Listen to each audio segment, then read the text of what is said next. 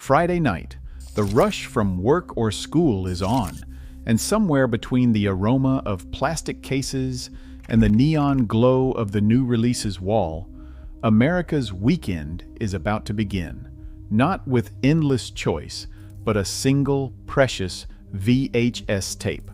In the world this documentary explores, movie night meant racing against neighbors, negotiating in bustling aisles, and living with your decision for the next 24 hours. What made this ritual so powerful, and why does it haunt our memory, even as we scroll through infinite streams today? The car doors slam shut and sneakers hit the pavement, each step racing the clock. In the parking lot, you can already spot other families with the same plan. Everyone knows the best titles will vanish in minutes. Inside, the air carries a mix of plastic, popcorn, and the faint tang of industrial carpet cleaner. Parents herd kids past racks of faded comedies and forgotten action flicks, eyes locked on the glowing new releases wall. The stakes are clear, only a handful of copies for the summer's biggest hit, and every group that walks in is another chance you'll go home empty-handed. Kids plead for cartoons or the latest monster movie. Parents, armed with a mental list, try to steer negotiations towards something everyone can stand. There is no preview, no trailer, just the promise on the box art and a few lines on the back. Sometimes the last copy sits alone on the shelf, and the moment you grab it feels like a small victory. But if someone else's hand gets there first, the whole plan unravels and the bargaining begins again. Maybe you settle for a B movie or a forgotten classic, but the choice is final. For $2 or $3 and a 24-hour window, this tape is your entire weekend. Every decision matters because there is no coming back until it's time to return the tape. The pressure in the aisle is real. Families huddled in whispered debates, friends trying to outvote each other, everyone chasing a single, fleeting shot at movie night perfection. A step inside the video store meant crossing a threshold into another world. The first thing to hit you was the scent, a strange comfort of warm plastic, microwaved popcorn, and the sharp bite of carpet cleaner. Fluorescent lights hummed overhead, casting a pale glow over rows of tapes that stretched from wall to wall. The shelves stood tall and packed, each box facing out like a miniature billboard, hand-painted or airbrushed covers promising wild adventures, tear-jerkers, or late-night scares. There were no trailers on demand, just the artwork and a short blurb on the back, sometimes dramatic, sometimes vague, always a gamble. The ritual began with slow, deliberate browsing. Fingers traced the edges of oversized VHS cases, the plastic cool and a little slick. Covers for horror movies dared you to look closer, while comedies and family films tried to win you over with bright colors and smiling faces. Every genre had its own corner, but the real action gathered around the new releases wall, where the latest hits lined up in a single, tempting row. In some shops, the box you picked up wasn't the tape you'd take home. The actual movie waited behind the counter, and the case in your hand was just a promise. Clerks kept a careful eye on the shelves, sometimes marking boxes with stickers or slips to show what was still available. The absence of a tape behind the counter meant the dream was over, at least until someone returned it. Browsing was a tactile experience, a kind of hunt where every choice felt personal and every find, no matter how small, belonged to you for a night. The stakes in the video store aisles were shaped by economics most renters never saw. Each new release tape cost the store a small fortune, $80 to $100 wholesale for a single VHS tape. That price tag meant only a handful of copies sat on the shelf, even for blockbuster hits. So every Friday night, the tension was real.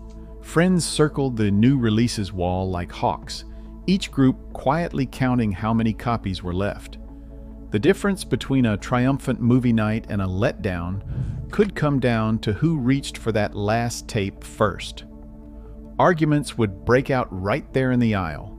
One friend pushed for the action flick, another pleaded for comedy, and someone always tried to make the case for a wild card no one had heard of. Parents weighed in, hoping to steer the group towards something safe, or at least something everyone could tolerate. The pressure built with every passing minute as other shoppers hovered close, ready to swoop in if a decision took too long. When someone finally grabbed the last copy, the feeling was electric, a mix of relief and gloating. But if you missed out, the disappointment was sharp.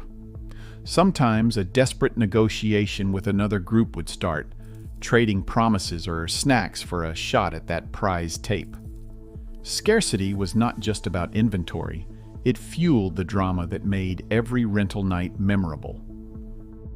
Rules hung over the rental experience like a silent referee. Every tape wore its own warning, the words, "Be kind."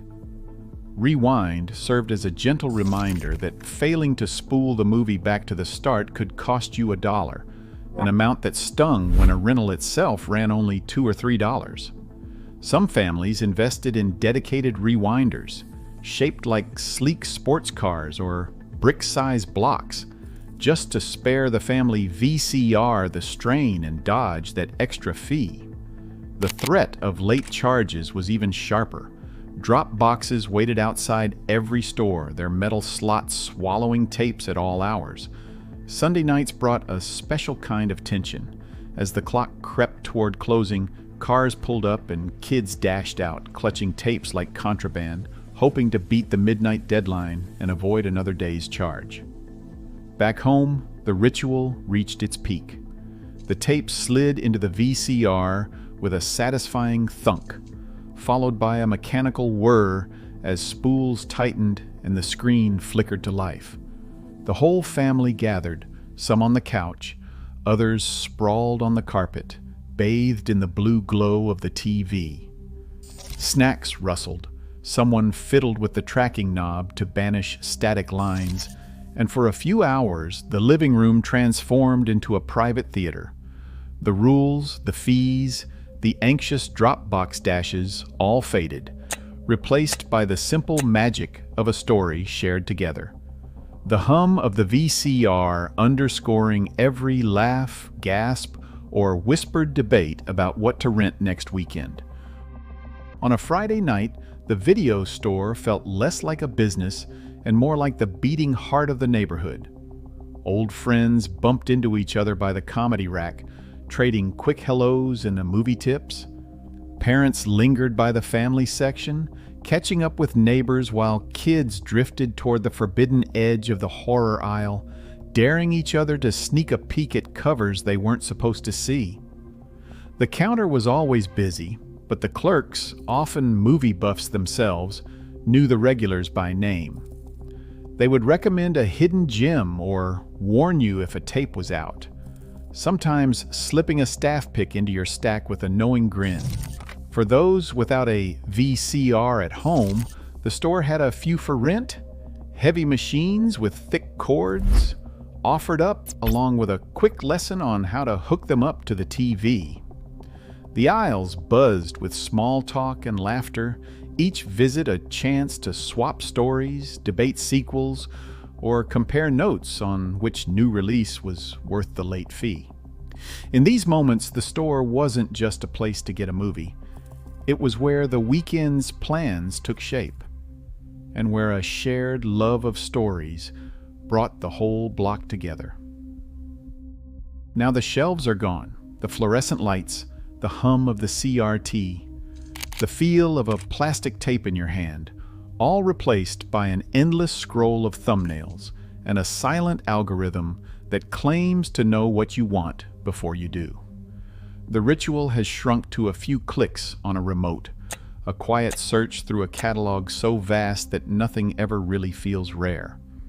There is no last copy to race for, no clerk's knowing nod, no whispered debate in the aisles. Movie night can happen anytime, but it's lost that sense of occasion, The anticipation, the commitment, the shared adventure of picking just one story for the weekend. Nostalgia pops up now in collectors' corners and pop-up shops, trying to recreate the magic with stacks of old tapes and faded membership cards. But for most, the hunt has faded into memory, replaced by convenience and solitude. The weekend ritual, once shaped by scarcity and serendipity, now dissolves into the quiet comfort of choice without limits. Today, movie nights begin with a scroll, not a search through aisles scented with plastic and possibility. As endless streaming replaces scarcity, something tactile and communal slips quietly away.